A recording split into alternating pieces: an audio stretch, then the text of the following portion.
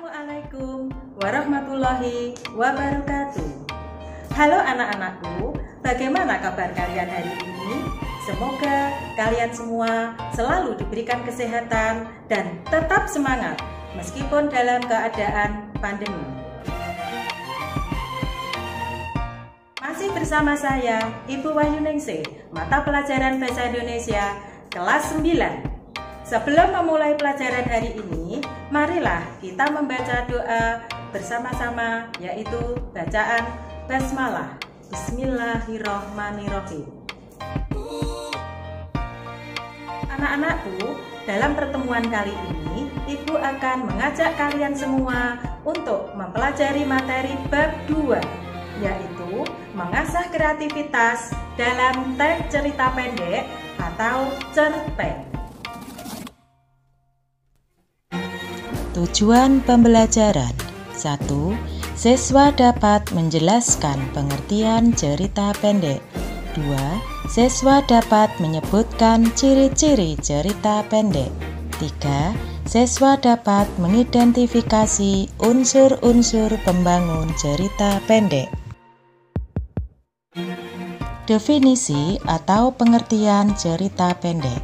Cerita pendek adalah sebuah cerita singkat berupa rekaan atau khayalan yang harus memiliki bagian terpenting, yaitu perkenalan, pertikaian, dan penyelesaian.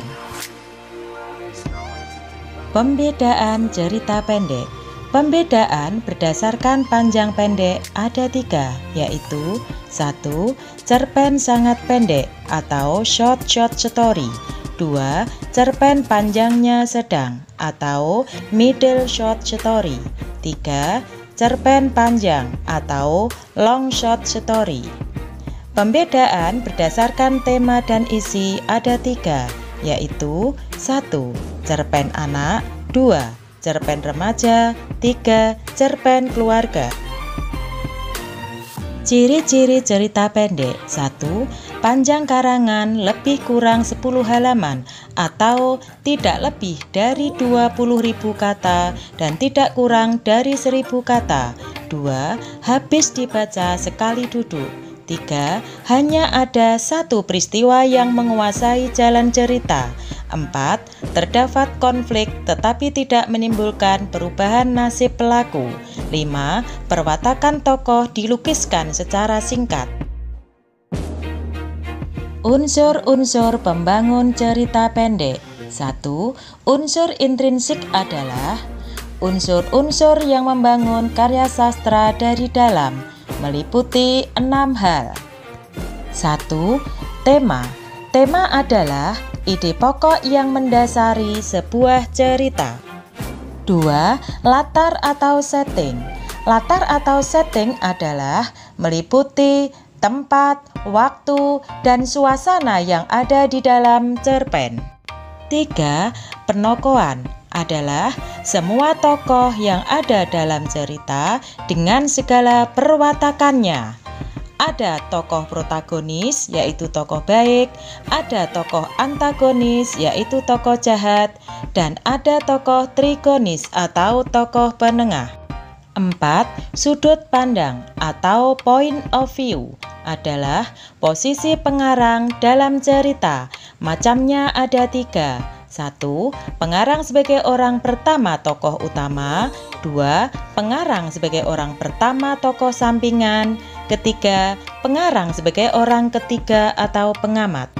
5. Alur atau plot adalah rangkaian peristiwa yang ada dalam cerita. Macamnya 1. Alur maju atau progresif. 2. Alur mundur atau regresif. 3. Alur campuran. 6. Amanat adalah pesan yang ingin disampaikan oleh pengarang kepada pembaca. Unsur ekstrinsik yaitu unsur-unsur yang membangun karya sastra dari luar, meliputi 1. Bahasa pengarang, yaitu kata-kata atau kalimat yang digunakan pengarang dalam penulisan cerita. nilai-nilai, yaitu nilai moral, nilai sosial, nilai religi, nilai estetika, nilai budaya yang ada dalam cerita. 3. Latar belakang pengarang, yaitu pendidikan pengarang, latar sosial pengarang, dan riwayat hidup pengarang. Bagaimana anak-anakku? Apakah kalian sudah bisa memahami materi tadi? Kalau sudah, Ibu akan memberikan tugas pada kalian. Adapun tugas pada hari ini adalah silahkan kalian baca cerpen yang berjudul Pohon Keramat di buku paket bahasa Indonesia kalian, yaitu halaman 53. Selanjutnya, silahkan kalian jawab halaman 60. Setelah selesai, silahkan kalian foto, kirim ke WhatsApp Ibu. Demikianlah tadi materi kita pada hari ini. Saya berharap kalian tetap bersemangat. Ibu akhiri, wassalamualaikum warahmatullahi wabarakatuh.